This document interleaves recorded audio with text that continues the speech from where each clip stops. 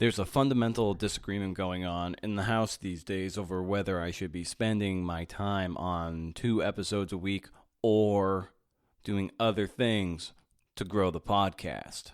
I figured 2 a week features more creators of nonfiction while possibly reaching twice the audience. The missus thinks I should be spending time on different kinds of promotion, advertising, etc., so that this thing can sustain itself. At the moment, we'll agree to disagree. Though she's probably right. She most likely is. She always is. But to her credit, she loves the riff. Seriously, I'm not even making that up. I even asked her when I bought this song, you don't think it's too heavy, do you? Should I use more like AC/DC song, kind of like the one you hear at the end of the show? And she was like, no, I like the heavy one. So there you go. Hey, you know the drill. It's the Creative Nonfiction Podcast, the show where I speak with leaders in the field of nonfiction about telling true stories, narrative journalists, doc filmmakers, essayists, memoirists, radio producerists, to tease out tactics, habits, and routines so you can apply those tools of mastery to your own work. I am Brendan O'Mara. Hey. If you don't already subscribe to the show, do it on Apple Podcasts, Google Play Music, Stitcher, and very soon Spotify. If the episode or episodes strike a chord, share it with your friends. You are the social network, not those other goons. Episode 98 features Lisa Romeo, at Lisa Romeo on Twitter, whose memoir, Starting with Goodbye, a daughter's memoir of love after loss, tells the story of her late father and the continued relationship Lisa has with him in memory. It's not a downer. Lisa writes it with such great tact that you never feel weighed down. Quite the opposite, really. She talks about, in this episode, brain dumps, writing right away as a form of note-taking, even while close to the traumatic event, getting perspectives from people outside your genre, and the power of paper habits. It's pretty cool. Stay tuned to the end of the show for some incentivized call to action. Is that a word? Incentivized calls to action. There you go. For now, let's hear from Lisa Romeo. Hey, this is kind of a cool that we have a connection over horses. Yeah, that's where I started writing because when I was a little girl, I wanted my father to buy me a pony. And then I grew too tall for a pony. So then, of course, I wanted a horse. But I kept writing all these stories about a little girl who finally got her horse. And it worked. I got the horse when I was 14. And then I went on and wrote for horse magazines. And that's how I got my start. Well, what do you think it is about the horse that elicits such almost like this primal need for storytelling? It really lends itself, that animal lends itself to story in a lot of ways. Oh, absolutely. I don't know what it is, and I'm not sure I want to know what it is. I think it's something a little mystical and mysterious, and it just, I always thought it was limited to little girls. And then, of course, I grew up and found out, no, it's not little girls. It's grown-up people, too, who yearn to tell stories about horses. I don't know, but it's wonderful, and I hope I don't ever outgrow it. Yeah, they're so supremely athletic. They're the biggest and sort of fastest animal for how big they are in the world. One of them for sure. I'm sure there are some others that are as big and as fast, but the sort of the grace and the athleticism of them is like unmatched, really. And it's just that you can see it in any discipline, whether it's hunter jumpers or on the racetrack. And that partnership, I mean, you can share in that. You can ride the horses and be with them and live with them and take care of them. And they take care of us in a lot of emotional ways, I think, when you are involved with horses. Yeah, when my sister was little, I want to say maybe preteen or so, she used to help take care of a friend's horse. And she would ride the horse, exercise it. And I guess she was riding along a creek one time, and she got thrown from the horse and fell into the creek. And she was underwater and partially unconscious, kind of woozy, and then she felt herself getting pulled out of the water, and it was her horse pulling her out of the water who effectively saved her life. Oh, I love that story. Yeah, so you talk about that kinship. It truly goes both ways. Absolutely. Yeah, I miss them. It's been a long time since I've written, and I do miss it. And so with respect to horses, clearly they kind of gave you the writing bug, so to speak. So who and when you were little, was writing something you always wanted to aspire to?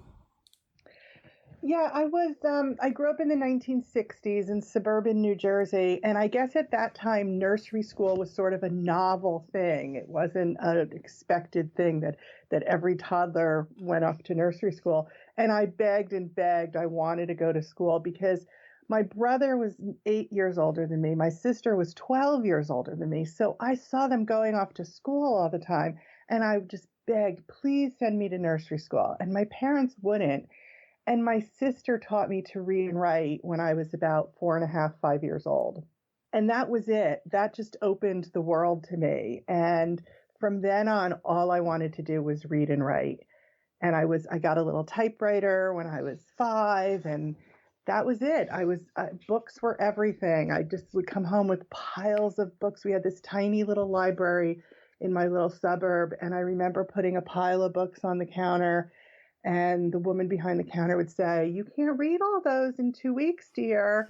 And I'd just say, "Yeah, well, that's okay. Please, can I have them?" And I'd go home and read them all. And my father was always reading. He read 2 or 3 newspapers a day. My mother read magazines, and she wrote letters. My mother wrote every night. She would sit at the dining room table and she would write letters to friends and relatives who had moved all over the world. And to me, words were everything. They were how you communicated and told stories. And so that's when it bit me, I guess, very young. And given how much older or how much younger you were than your siblings, writing stories was probably a way for you to to almost find some kinship with the language, because they have their friends and everything, and they're probably weren't super willing to like grab Lisa and tug her along. You probably found the kinship with the stories because they were off doing their own thing, I imagine. Well, my brother certainly didn't want me tagging along, even though I did. But my sister, she was like a second mother to me. She just did everything with me, took me everywhere, let me go with her, and she coddled me. And we had this great bond right from the beginning. And when she went off to college, I was only 5.5, just going into kindergarten, and I was completely devastated that she left. And so I'd sit at the dining room table next to my mother at night in this little typewriter and type her letters almost every night. And my mother would mail them off to her. And so when you were coming up through, say, high school and college, did you still want to, what kind of a writer did you want to be at that point? I wanted to be a sports writer when I was in high school. My big dream was to be a sports writer for the New York Times. Mm. My brother and my father had season tickets to the New York Giants and to the New York Rangers. So from a young age, I was going to professional football games, professional hockey games. And I remember very clearly there was a woman. Well, I didn't know she was a woman. There was a writer for the New York Times named Robin Herman who covered the Rangers. And in high school, my journalism class took a field trip to the New York Times building. And they were taking us through the building, and I saw the sports department off in the distance, and we weren't really going to go there. So I broke away with my friend. She and I were like Lucy and Ethel. So we broke away from the trip and we went to find the sports department. And it was so exciting. We walked in and there was Red Smith and all these other people. And I said to someone, "I want to meet Robin Herman. Where's Robin Herman?" And someone pointed to a desk and there was a woman sitting there. And it didn't occur to me she was a woman. And to me, that just opened all the floodgates. I thought, oh my gosh, I could be a sports writer. So that's what I wanted to be through most of high school, probably all of high school and part of college. And I did write some sports, hockey and some other things, and of course, all the equestrian sports. But then as I went through college, I realized, well, maybe I don't want to be a full-time sports writer at a major newspaper. But it was a lovely dream for a while. So what was that, maybe a moment or an inflection point where that changed, where you pivoted from wanting to be sort of a beat sports writer to something else?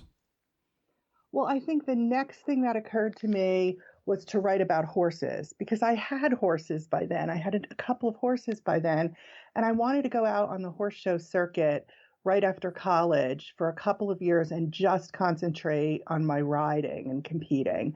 And one way to do that, I thought, was to write for all the equestrian magazines as a freelancer. And of course, dad was paying the bills for the horses. There was no way I could have paid those kinds of bills for the training and the transportation and the horse show fees and veterinary bills. But I was working for all the equestrian magazines, and then I started doing publicity for equestrian events. So I was buying my food and my clothing and putting gas in the car and things like that, which you could do in the early 80s on freelance income. I'm not sure you could do it today. But so that was, I wanted to write for the Chronicle of the Horse was my big dream for a while. And I was a regular columnist there. So for about 3, 4 years, I traveled around on the horse show circuit, first on the West Coast, then back on the East Coast. And that's what I did. And then I translated that into my first full-time job away from the horse show circuit was working for a public relations firm. It was 1984. The Olympics were coming up in Los Angeles. And this firm's client, Purina, was sponsoring the equestrian team. And they needed somebody who spoke the language. So I was very lucky to get that job and started working in PR. Did working in PR feel kind of like weird and disjointed after having kind of been on sort of the other side of the fence doing some journalism? What was that like? Well, for the first year, I was mostly working on that equestrian campaign, so it didn't feel like that big of a switch. I was talking to the same editors, interviewing the same riders and whatnot. But then, of course, I had to work on other PR accounts for the agency. So then I was working on things like, Sharp Electronics and other consumer manufacturing goods and whatnot. And that's when I started to feel like, yeah, but you know what? This isn't really writing. This isn't really journalism, but it paid really well. Yeah. And, when you're in your mid 20s, you want to start making some money. And I thought, okay, I could go back to pure writing, one day. I think I stayed in PR about 10 years. First, I worked for two different agencies, and then I had my own small PR business. And by the time I had my own small PR business, I had decided I just wanted to work for nonprofit organizations, which I did. And then eventually I wanted to just get back to the pure writing. That must have that must have been neat for your father to hear, like when you kind of struck out on your own, because he had after reading the book, he had like an entrepreneurial bent, and running that polyester fabric business and being a very successful business owner. And so when you hung up your own PR shingle, he must have been pretty proud at that moment. I think he was. Yeah, I really do think so. And he often would, when we'd have, they lived far away from me, of course, by then. They were living in Las Vegas. By then I was still in New Jersey. But when we did see each other, one of the first things he would ask me about is, got any new clients? And then, of course, he knew no boundaries when it came to asking questions. So he would say, and how much are you charging them? And are you sure you're charging them enough? And don't you think you should raise your prices? And Yeah. so on the one hand, that was great. He was such a great cheerleader. And on the other hand, I thought, I can't be always answering to you about the money and all of that. And, partly his was a scrappier industry where they, made deals on handshakes and winks of the eye and whatnot. And, PR isn't like that. You write a whole prospectus for your client about how you're going to implement their program, and it's X number of dollars per month based on X number of hours. And so, there was always this little tug between us, like, well, you don't really understand my business. And, but he was always in my corner in that way. And I learned so many things just from having listened to him over the years talk about how he would negotiate and how he would approach a client and, figuring out what's the sweet spot with this particular client. And And then I carried that over later, of course, when I was doing so much freelancing for, dealing with editors and whatnot. Yeah, that dovetails that segues perfectly into what I want to ask you next. Like, being a freelancer, it's a lot of people, uh, artists or writers, tend to want to be more on the generative sort of creative side of things, and often neglect or just turn a blind eye because they don't want to really face the business administration part of it. And when you're a freelancer, you're the CEO and the foot and sort of the foot soldier at the same time. So, what did having an entrepreneurial spirit and father, what did you learn business wise that you were able to translate into your freelancing? The primary thing, I suppose, is that to remember always that your time and your output, your product, has a value. So, not to want something so much that you're willing to give it away. Now, this is a funny and interesting thing because, of course, in the creative writing world, especially if we're talking about literary journals and that sort of thing, we're often not getting paid for some of the work we're giving away. There's reasons for that. Maybe you're building toward a book, and so you're writing essays in the meantime for literary journals. And there's a reason, and it makes sense to you to have it appear in those pages and be read by those people who read those kinds of things. But on the flip side, if you're working for magazines and newspapers and websites that are, selling advertising against their editorial content, then you want to be paid for your work. And so I always have that in the back of my head from my father, like, make sure they pay you what you're worth. And, you don't always have a lot of negotiating room today. I find contracts now are very restrictive and they want all the rights to everything forever. They're written by lawyers, these contracts. And sometimes, I mean, my father used to tell me sometimes, just cross the thing out on the contract. No one will ever notice. This is when we had paper contracts. Just draw a line through it and put your initial in the margin, and chances are they won't notice, and then that's legally binding. And he was right. But you can't always do that, today on the electronic contracts, and they do notice. Your work does have value. And I guess you have to decide for yourself first, what am I doing this particular piece for? Is this particular piece to earn a paycheck? Or is this particular piece going to serve me in some other way in pursuit of some other literary goal? And then it's perhaps worth not having a paycheck. It's you almost have to hold a board meeting inside your head and be like, all right, guys, let's set up a pros and cons list. What are we gonna do here? What's the value, like you were saying?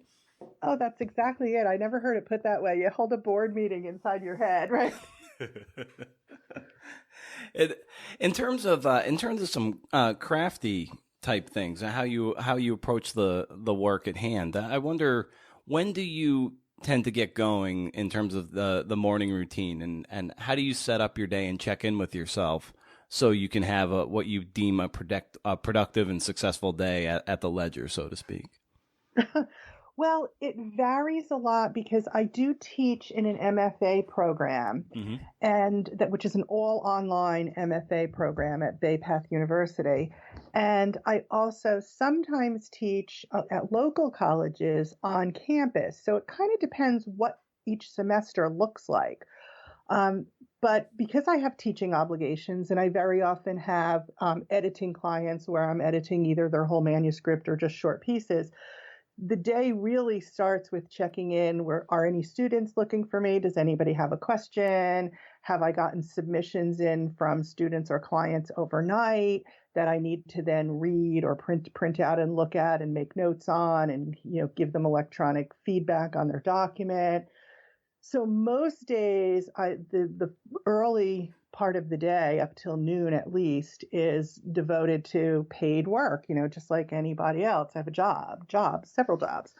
And then, of course, if I have any articles that I've been asked to write, I have deadlines coming up, those have to be done first. Anything that's related to a paycheck has to get done first. And I have two kids in college, and my husband's self-employed as well.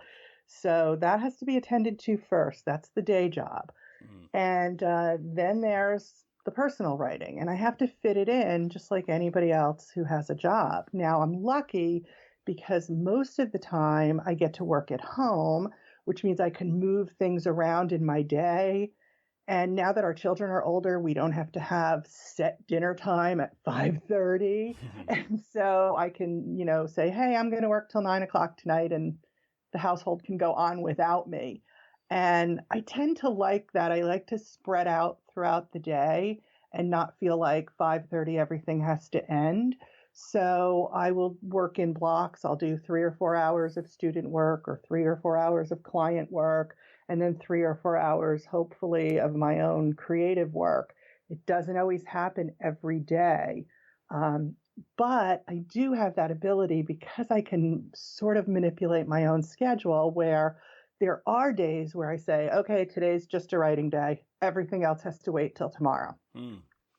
How do you keep your energy level at such a way that you can maintain a certain level of focus through, and to give each of those tasks the energy it deserves? I don't know. I don't sleep a lot. So you can find me sometimes at the keyboard at 2 a.m. and I'm awake. So I don't know if that's a curse or a blessing. Most of the time I think it's a blessing. And I'm also sort of boring. I don't have a lot of hobbies and things like that. So I don't need to spend the whole weekend playing tennis or tending to the garden. I'm just here in the office. I don't know. I'm not a yoga person, so I can't say, oh, my yoga keeps me energized or that sort of thing. I just thrive on work. Mm-hmm. And what do you feel most engaged in, the writing part or the editing, rewriting part? Of my own work, you mean? Yeah. Well, first of all, I love the phase where I just call like a brain dump, where I just get everything out of my head and onto the document on my computer screen or in a notebook, get it all out, all the stray thoughts I have on this topic that I'm going to write about, just dump it all out. And it's totally messy, a horrible, crappy, it's not even a draft at that point. It might just look like a list. But I really like that moment because I feel like, okay, now I'm going to start on something now, because it's been like accumulating or simmering in my head or in my writer's notebook before then. And so then when I reach the point where I think, okay, I think I'm going to have something here.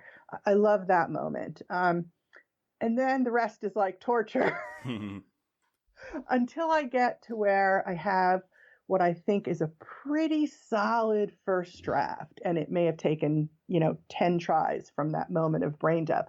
But then when I have something that feels kind of solid, then I start revisions. And I'm one of these weird people who really love revision, because to me, that's where the work actually comes alive, is in revision. That's where I figure out what it is that I'm actually trying to say. Mm-hmm. So I love that phase. Yeah, I love taking the chainsaw to it and just like blasting off pages at a time. Like I love at that point you've got the sort of the ore, and then you just start lopping off. I love just deleting 5 pages and seeing if it still reads the same, and be like, oh, exactly. That's the Yes, best. and I love paper, so I love to print things out, and then I get that red pen and just start drawing X's through things, Mm-hmm. and it's so liberating. It's so, I think, Lisa, what you were saying there with paper and the red marker, I think that's so important because you need to see where the deletions are happening with deleting things through Microsoft Word or Scrivener or whatever program people use. It's just when it's gone, it's gone. It's like putting a to-do list on a dry erase board and then you erase it. It's like you can't see that it was done. You don't know it was there. So That's right. yeah, so You have to see the line through that thing on the to-do list. I love printing things out. yeah, I think that's so important because it does show what was previously there, and when you do that, you won't make the same mistake again, and you can actually see that work was done, and not just believe that it was done because you put some time in. I don't know. I believe that you really kind of need to see it. Well, not only that, but when it only exists on your computer screen, you're sort of carrying it around in your head. It's like a mental load too. Hmm. Whereas once you print it out, it exists as its own entity, so to speak. And I love to take the pages off the printer and then get the hell out of the office and go sit on the patio or at the dining room table or something, with a cup of tea and try and engage with what I've written. It's hard because you can't be objective. It's your own work. But as much as you can try to engage as a reader, like, does this make any sense? Would anyone want to read this? And that's where you see those problems that you do have to just X out. But the other great advantage of having it on paper is when we're talking about a big work, a very, very long essay or short story or something, or a book manuscript, if you can clear a spot on the hugest table you can possibly find, or you can sit on the floor, let's say, and spread things all out around you, either sections or chapters or whatever, then you can start physically moving them around and you can really play with and get a sense of what's a good order here. Should I move the story from chapter 5 up to the beginning? And that makes for a lot of creative breakthroughs. Mm. And I find that that's being lost on a lot of younger writers who don't have that paper habit. They just, for whatever reason, I mean, I have a kid in college who tells me, Mom, if I had to print everything out, I'd be constantly running over to the print center, and you're only allowed X, 100 pages per semester, and then they start charging you for it. So that's awful, I think. So that's why we bought him a printer to have in his room. Yeah. He said, you're going to have a printer in your room and you're going to print your work out. But I think it's being lost, and that's really too bad. And I encourage everyone I work with to print their work out. With respect to some longer essays, maybe even the book you just wrote, did you employ that of printing out these massive amounts of pages and then laying them out and seeing where you can sort of massage the story and move things around? Like, did you have that experience recently? Absolutely. I did that many, many times.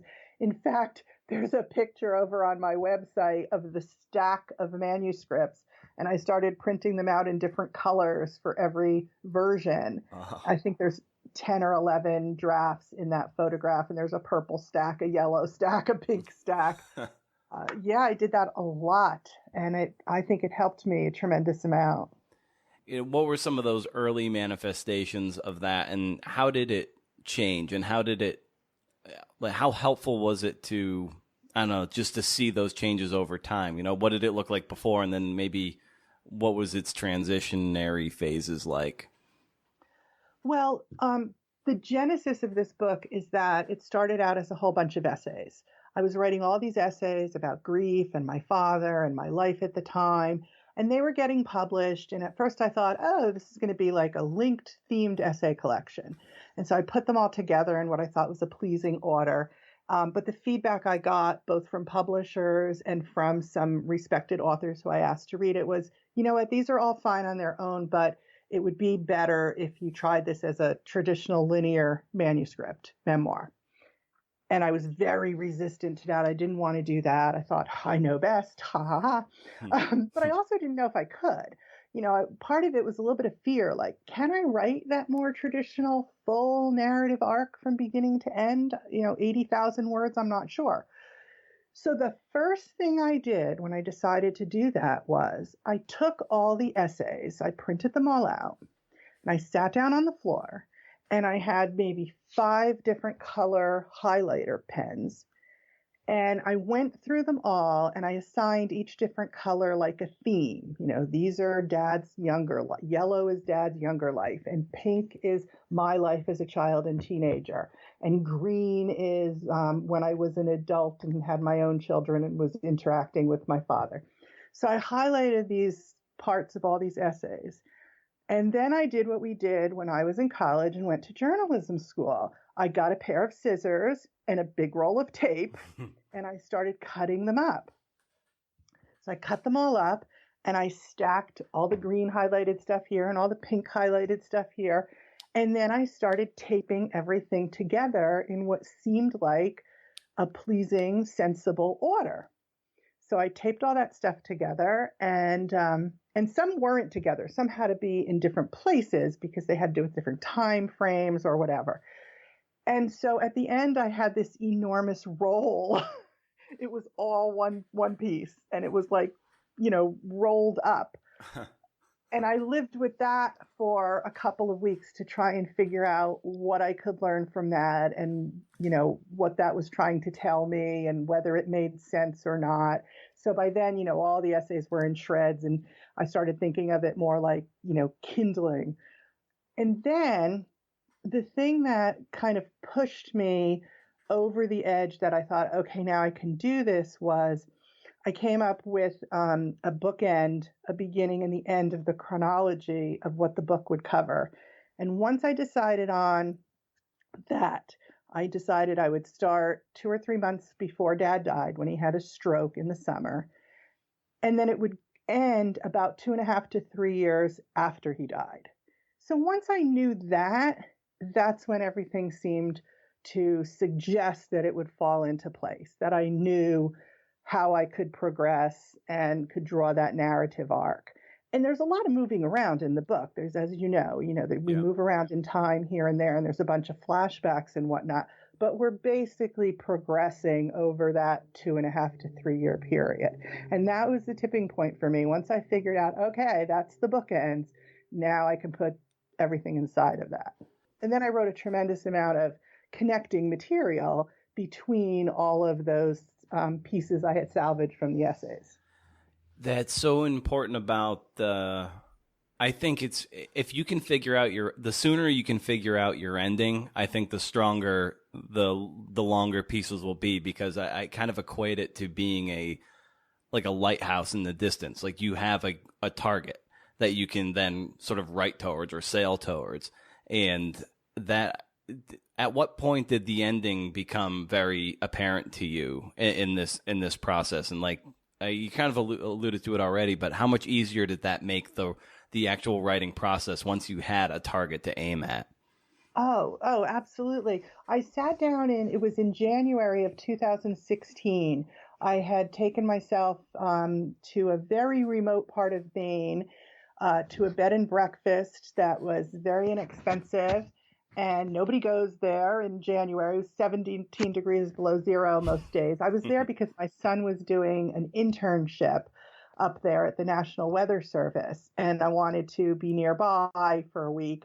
And I was between semesters, so I thought, great, this is going to be like a self-imposed writing retreat for myself. Anyway, so that's when I figured out the chronology, and I wrote the ending right away. That was probably the first thing I wrote. Was I knew exactly what scene I wanted to end on, and that helped a lot to know I was writing toward that. Yeah, that's perfect. Is that something that through now having experienced the power of that, do you lay that in front of your students too, and be like, not that I want to impose too much, but if you can figure out your ending, the sooner the better, right? Yeah, exactly. Even if it turns out later on that it's not the actual ending, maybe it's just going to be a placeholder ending, it gives people some confidence that they're actually going to finish. Because the biggest problem I see with students I work with, no matter what the skill level, no matter what they're writing, is that they worry they won't finish it. And very often they don't finish. So it's such an important skill and experience for a writer to know that they will finish, that they're going to write something and finish it. That doesn't mean it's fabulous, but it does mean that they went through the entire experience of writing beginning, middle, end, and finishing it. So very often I will say to a student, just write 2 paragraphs that you think could be the last paragraphs of this piece. Where do you want a reader to end? With your thinking right now, having not written the whole thing yet, where do you think you could end? And that becomes very helpful to some students. And given that the nature of memoir is, sometimes people want to, something happens, something traumatic happens, and there is an itch or an urge to write about it and try to make something of it when you're too close to ground zero. And I wonder with this particular story that you wrote about, with your father passing away, when did you finally feel ready to tackle a bigger project? And after that had gestated long enough, how are you processing that? You know, this is a question I actually have trouble with because I feel two ways about this. Number one, I began writing about the experience of the grief and my father dying the week he died. I mean, as soon as I flew out to my mother's house, I was there within less than 24 or 36 hours after he had passed away. And that night I was in my bedroom, in my notebook writing. So now that's not necessarily writing that's going to be published, but I started right away. So I think there's a value in capturing the feeling, the intensity of the emotion as it's happening. But then, of course, I'm a much bigger fan of letting time go by and processing something and then writing about it with some maturity and some perspective. So really, I think if you could do both, if you can do some of the writing while something's happening, but maybe not rush that out to be published, maybe just let that sit and exist for you, and maybe you'll use some of it eventually and maybe you won't. So I don't think there's a hard and fast rule about that, and every time I do, I violate it myself. I think that's a really great approach, is that even if something of this nature or anything that's just traumatic and feels important to the beholder, that maybe even right in the mix of it, at least taking those notes or journaling on it just to have a record of it, so that maybe in a year or 2 years or 5 years down the road, you can then reference that, because your memory things are going to change, and the way you see or the way you remember it will certainly change. But if you have a record from early on, you can play those two off each other, how you were feeling then, how you're feeling now, but then you will have like a concrete record of it earlier. So it's like, you're planting seeds of research like on day 0 that you're going to use on day 1000 or something. Absolutely. You said it so exactly. And there's a tiny little example. When I was sitting with my father in the hospital and he was dozing on and off, I was taking some notes and I kept writing down that the nurses kept walking in and they all had different color Crocs on. I don't know if you remember those. Oh, yeah. Sort of plastic clogs. This was, 10, 11 years ago. And, after a while, I didn't even have to glance up. I could just, know that the yellow Crocs walked in, so that was nurse so-and-so. And I never wound up using that in anything I wrote, but I remember going back and finding that in my notes, and just that visual and the sound I had described that the Crocs made on the linoleum floor, just that kind of transported me back to being in that room at that time. Mm-hmm. So notes when something's happening can help you in a way you have no way of predicting down the line. Yeah, it's a great exercise that I had used in college when I had the great Madeline Blaze as a teacher in a memoir class. She had us like lay out a timeline and just putting little memories of some along that timeline, and then it's overwhelming to look at first, but then when you put down like one little thing, that is a lead domino that leads to another memory. And then maybe you go then and do some research and go talk to those people involved. And then all of a sudden this thing starts filling out. So it kind of like the Crocs thing, though you didn't use it, maybe that was a domino that led to something else that made its way into the book. Yeah, you're absolutely right. It did. Yeah. Capturing those details in the moment might help you down the line when you're writing who knows what. And so after you had sort of taped together all these highlighted pages, and how did you go about filling in the connective tissue between them so it did feel seamless instead of kind of chunky, if that makes any sense? Well, one thing I did was go back to my writer's notebooks. I always have just a plain cheap spiral notebook going that I write in longhand. And so it had been almost 8 or 10 years, I guess 8 or years or so, between the time my father died and when I was actually writing manuscript that now became the book, I had been writing in my notebook for years on related topics and themes. And sometimes it was just a paragraph, sometimes it was 4 or 5 pages of handwriting. I never knew where it was going to go, but I knew it was connected to my father's story. So the first thing I did was went through all these notebooks to find all the stuff I had written over the years. And a lot of that found its way into the book. And then I had been collecting stuff I had torn out of magazines and books where I had sticky notes all over the place that raised thoughts or ideas and themes I wanted to explore in the book. So that was helpful. I started, looking through all those and thinking about how is this connected to my story and why did I tear this out? And oh yeah, this makes me think I want to write about X.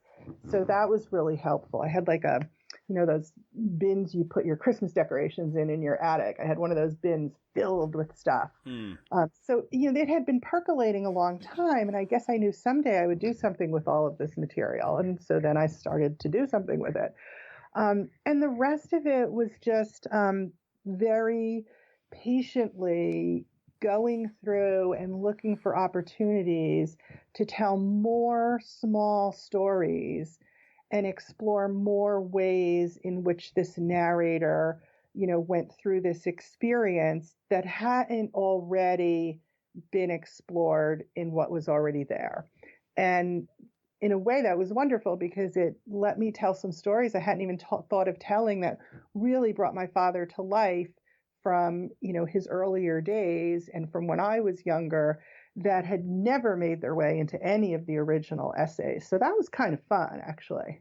How did you keep all the research straight and organized? And how were you able to access it so you could, write about it and, not be like scrambling all over the place? Like, where was that? Where is that piece of paper or that interview or that anecdote? So, What makes you think I wasn't scrambling all over the place? Actually, if you were sitting in my office right now with me, you'd see that original bin still under my writing table. Nice. And I would go through fits and starts where I'd get very organized and I'd get out the file folders and I'd start labeling everything and putting things together, grouping things together. And that would last a little while, and then I would just go back to the big heap of stuff. So it really depended, I don't know, on my mood or how much time I had available. But I guess, at least I develop a sense of, I know where that is. It's just going to take me a minute to find it. And there it was. I tend to be a pack rat. So if I've printed something out or I've torn something out of a newspaper or magazine or whatever, I still have it. It sounds like you were able to apply a certain journalistic sense or taste or approach to telling the story. Like you had certain stories and you were able to kind of, for lack of a better term, sort of like dispassionately go back to the source material and maybe interview people and try to build that scene up, build scenes up the way a reporter would. And how important is that for someone writing a personal story to try to be detached in a sense and be a reporter on their own life? Well, I think you have to be able to look at parts of what you're writing, parts of the story, and ask yourself, well, what is that really about? I mean, sometimes there's charming little stories we have about our life or about another person in our life, but they're really only good for, the dining room table after Thanksgiving dinner. They don't really translate into, the piece of memoir. So you kind of really have to look at it and say, well, is that just lovely or funny or horrible sounding to me because it happened to me and I was there? Or does it have any value for a reader? So you have to figure out, what's it really about? What's the underlying theme? What's the message here? And sometimes you write some of that stuff because you think, yes, this is important and this shows a certain quality of my father, or it shows a certain dynamic in our family, and it's really going to get the point across. And you write it all up and you're trying to, put it into the memoir. And then after a while you think, you know what? it's too thin or it's too idiosyncratic. I'd have to do so much backstory to make it make any sense. And so then you dump it. So you don't always know when you're in the midst of writing it, which is why, as we talked before, you wind up with, red X's through a lot of stuff. But you have to go through that.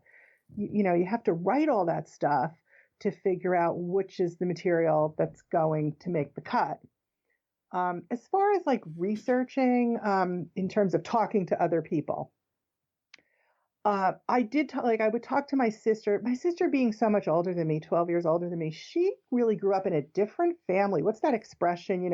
Every sibling grows up in a different family. Yeah. And my parents' financial situation was so different when she was growing up. They were struggling. They were living in a two-family house on reduced rent because it was his sister's house. And then right along when I was born was my father's fortunes exploded. And so we moved to a house in the suburbs and, he was just starting to really make money. And by that time, my sister's in high school and then college, and she didn't really reap a lot of that. Where I did, I had the horses and the travel and all of that. So it was important at various points along the way that I go to my sister and say, here I'm writing about when mommy and daddy were younger. And what do you think? Have I got it right? Do you remember any of this? And she was invaluable for fact checking, that sort of thing. Was there any resentment between her and you because you grew up with essentially different childhoods and different parents and circumstances? Oh, yeah, I think so. I mean, not now, of course, we're old and mature now. But I kind of remember feeling that way especially when I was in my early 20s and I was traveling on the horse show circuit and dad was paying all those travel and horse bills.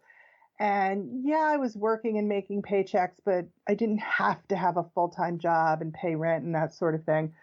And she had gone to college, become a teacher, started teaching immediately right out of college, and she's always and still is a very independent person. And I think there was some resentment there when it looked easy for me, and it was, and then I transitioned into that PR job in Manhattan that paid well, and so I think there was like a rocky period. We don't really talk about it now. But I think there was a period where she thought, oh, sure, the golden child's getting everything she wants.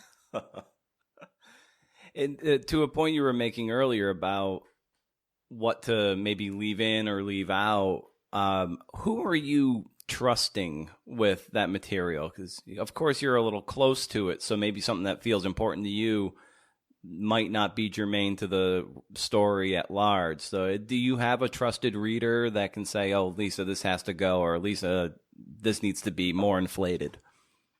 A bunch of different people, actually. Not, I know some writers will say, oh, there's one person who I always exchange work with, but I don't really have that particular situation. But there were a couple people that I trusted. Christina Baker Klein, who's a New York Times bestselling novelist, she's a friend of mine. She lives nearby. She saw the manuscript at various stages, and she gave me lots of really great advice. Lorraine Herring, who is a novelist and runs a writing program at another college. She writes magical realism, and it was really fun. We exchanged manuscripts at one point, and I thought, okay, this is way out of your comfort zone. It's memoir. And she gave me her magical realism novel, and I thought, well, this isn't anything like I write.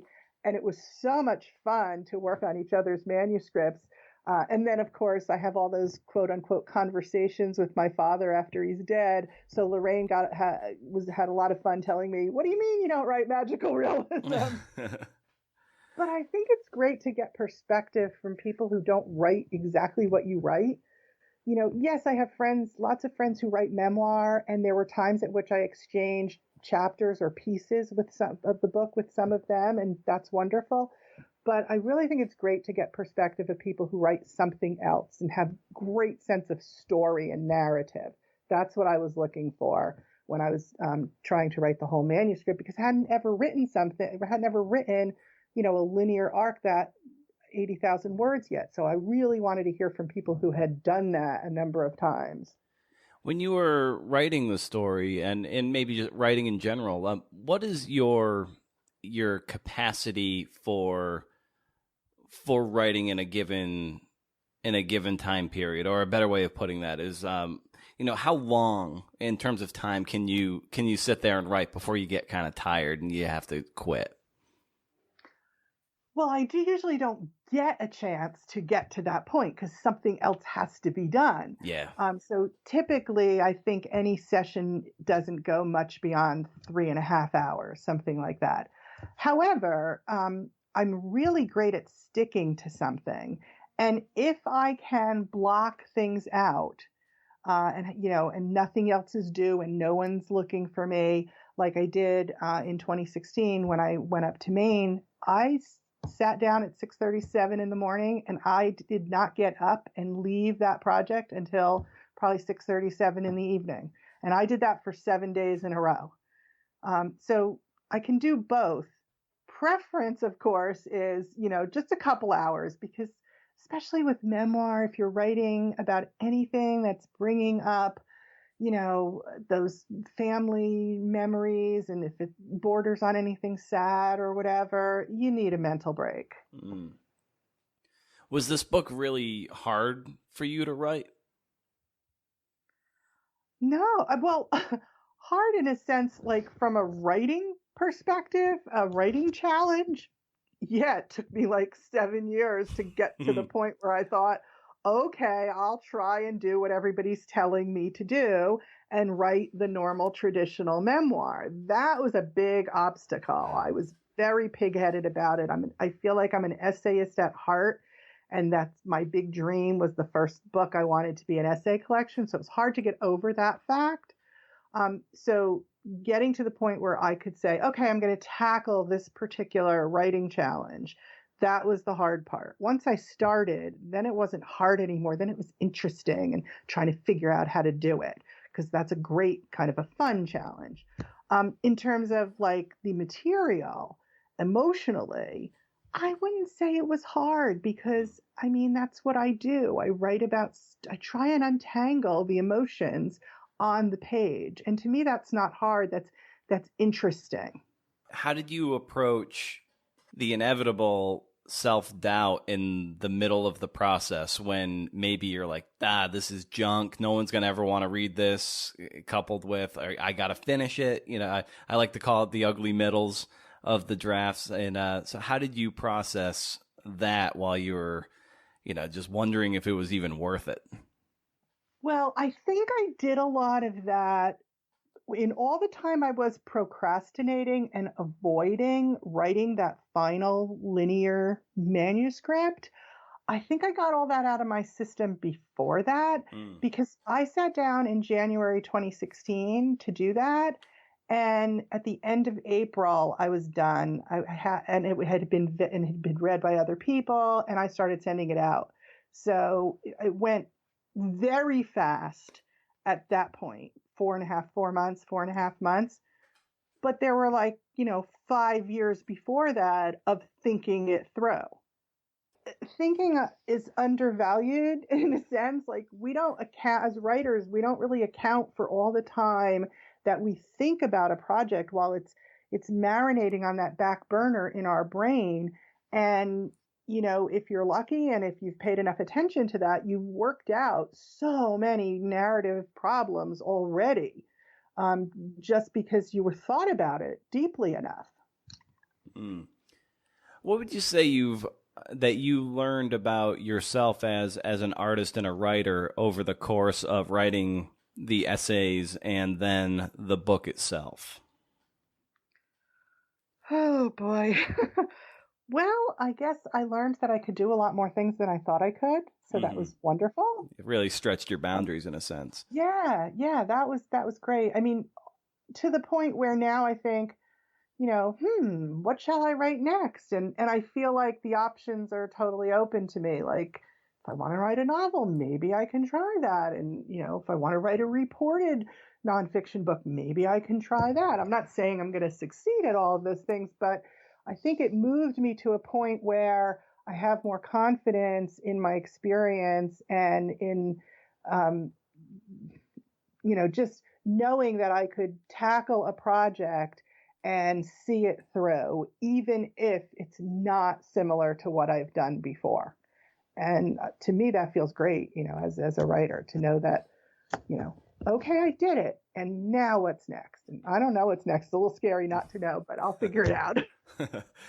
And would you have been happy, or would it have been satisfying enough to merely have written this book for yourself, independent of it being published, or did you need to see it published to get the greatest satisfaction out of having made the book? Nah, I'm not one of those people who say, oh, it's okay if it stays in my computer or if I just have it in my office and know I wrote it. No, I'm sorry. We write for readers. I mean, really, we want people to read what we wrote.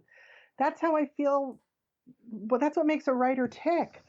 To me, anyway. Yeah, sure. There's plenty of stuff sitting here in my office. I don't care if anybody reads. There's poems and there's short stories that I don't feel real confident about. They were really fun to write. But this is something I wrote in order to see it as a book and have people hopefully read it and maybe hopefully get something from it. And what was the process like of shopping your manuscript around? And yeah, how many times was it rejected? And then what was that moment like when it was finally taken on? I didn't count the number of rejections. I'm sort of glad I didn't count that. But, I was sending it around. I did not have an agent. I was sending it around to traditional small literary presses that would work with authors who do not have agents. And that's kind of a slow process sometimes because these are small organizations with small staff. So it takes them a long time to get through the submissions. But so from end of April, from May of 2016, through to like January, February of 2017. So for about 6 or 7 months, it had been circulating around, and 4 different publishers at that point were reading the full manuscript in February of 2017. So I was feeling good that, maybe one of those 4 would turn into, because, you submit it and you submit a query and then they say, oh, send a chapter or 2. And then if they like that, oh, send the whole manuscript, which doesn't happen often. So it was out at 4 places then. And I went to AWP Writers Conference in Washington, D.C. in February of 2017. I kind of went on a whim. I wasn't going to go. There was this big snowstorm. I live in New Jersey. And I noticed on Facebook, all these writers were saying, oh, I'm not going. I had to cancel. My flight got canceled. And I thought, maybe I'll go. I have 4-wheel drive. I used to live in Syracuse. I don't mind driving in the snow. It's only 4 hours to Washington. So I went down and I kind of didn't have this agenda in my head. Usually when I go to a conference, I have this list, this very rigid list of I must meet this person and I want to pitch this editor. And I just kind of went like, oh, let me just go see my writing friends and sit in and listen onto a few sessions. And I was walking around what they call the book fair, which is where all the publishers and journals have their booths. And it was kind of maybe a half hour or so before closing up on the last day of the conference. And I started chatting with a guy who was packing books up at his booth. And I did not know who he was, didn't even notice what the booth was. We just were commiserating about how much our feet hurt and how tired we were and how glad we were that the conference was over. And as you do, of course, you start talking about, well, who are you and what do you do? And I started to tell him a little about my manuscript. And when I got to the point where I said, half of the book takes place in Las Vegas, he said, I think you should send that to me. He said, do you know, look up there. And he pointed up to the banner of his booth and it said University of Nevada Press. Wow. And of course, I wanted to smack myself on the forehead like, you dummy, why haven't you sent it to them yet? And the truth was I was just starting to send it out to university presses and I just hadn't developed a good enough list yet. And it turned out that was Justin Race, who's the director of the press. And that was late February. And by late March, they made an offer, which was wonderful. Wow. And then they were able to turn it around in just over a year. That's Yeah, and amazing. I don't, I guess you know somewhat of what the process is with a university press. I mean, you sign a contract, but then they send your manuscript out to a bunch of peer reviewers who are other, in my case, would have been other memoir authors, and they get all the feedback from them.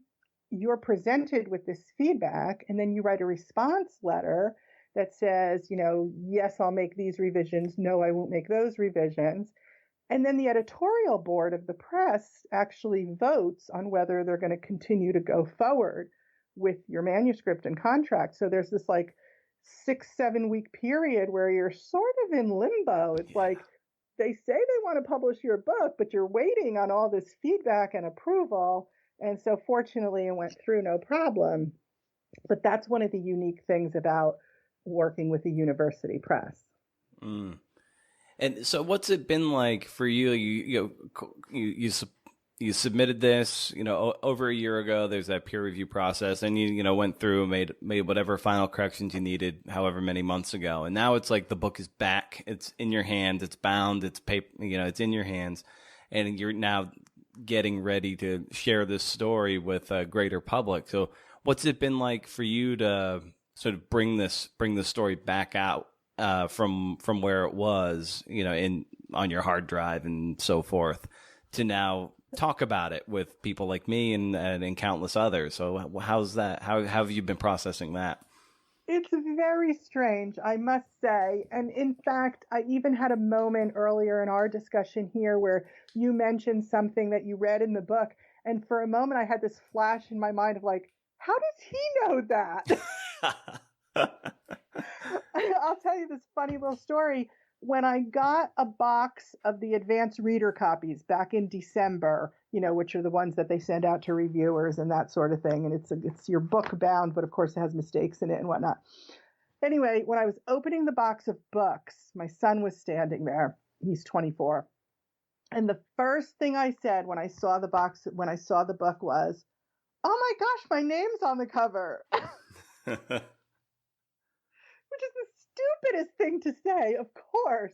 But that's, I guess, just an example of how surreal the experience is, for me anyway, with the first book. I'm sure people who've published many, many books, don't have that reaction, but it's a little odd, to think that every once in a while somebody will say something to me about something people who've already read it, because I, gave, some of the advanced reader copies to some people, and they would tell me something about my father from the book, and I'd think, did I really say that? Did I let that little secret out? And indeed I did. Oh man, well, it's great. I think it should be widely lauded as a great, just a great story, very touching and loving. The conversations that you had with your father, and then the ongoing ones you have, with his quote unquote ghost, is just a great testament to how when people pass, they don't really die. They stay with us for forever. Whether that's people, that's pets, that's anyone who's lost anyone who's important. They stay with you, and to read those conversations that you had and have is just a testament to the how we process the loss of loved ones. And I think you've done a marvelous job here, and I can't wait. And I wish you great success with this book, Lisa. Oh, thank you so much, Brendan. That's very lovely. Thank you. Yeah, you're welcome. So, where can people find the book and find maybe get more familiar with you and your work? Well, if you want to go to my website, it's lisaromeo.net. Real easy to find, and all the buy links are over there. You can get it at all of the major and minor online book retailers. And I love IndieBound. I'll give a little plug for IndieBound. If you don't have a local independent bookstore near you, but you like the idea of supporting independent bookstores, if you go to IndieBound and you put in the name of the book, it will route it to a local independent bookshop to sell it to you through. And it would be lovely if folks wanted to feel like doing this, if they went into their local bookstore and say, "Hey, I heard about this great book called Starting with Goodbye. Why don't you order some for the store?" That would be really dandy. Nice. And where can people, are you on Twitter or Instagram, Facebook? I'm all over the place. Okay, great. I'm on Twitter at Lisa Romeo. On Instagram at Lisa Romeo Writer. On Facebook, I have an author page on Facebook. It's called Lisa Romeo Author. So, and I love to connect with people, love to hear from people.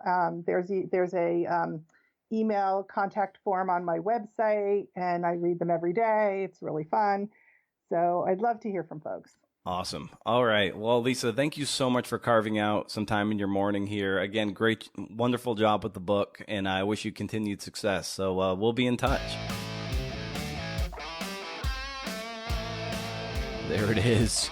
First week of 2 episodes in the bank, and I'm still alive, though just barely. Thank you for listening, and thanks to Lisa for sharing her story and strategies. Head over to BrendanO'Mara.com for show notes and to sign up for my monthly reading list newsletter. It's a growing list. It's pretty cool. Operative word is monthly. I send out my reading recs along with what you might have missed from the world of the podcast. You can even ask for my new CNF Pod zine. Issue number 1 is out. As you can imagine, the wife does not get it. Also, if you leave an honest review on iTunes and send me a screenshot of it, I will coach up a piece of your writing of up to 10 pages or about 2,000 words. 10 double-spaced pages. Let's keep it reasonable. Times New Roman, no other funky fonts. That's not reserved for 5-star reviewers. You can leave a 2-star review and I'll still honor the deal. Though if you made it this far, you likely think the show has more than 2 stars worth of value, but whatever. These are the things that move the meter in the podcast-o-sphere. So those are deeply appreciated. I'm tired, and I gotta go to work. I'll see you next week, or you'll see my skeletal remains on the ground. See ya!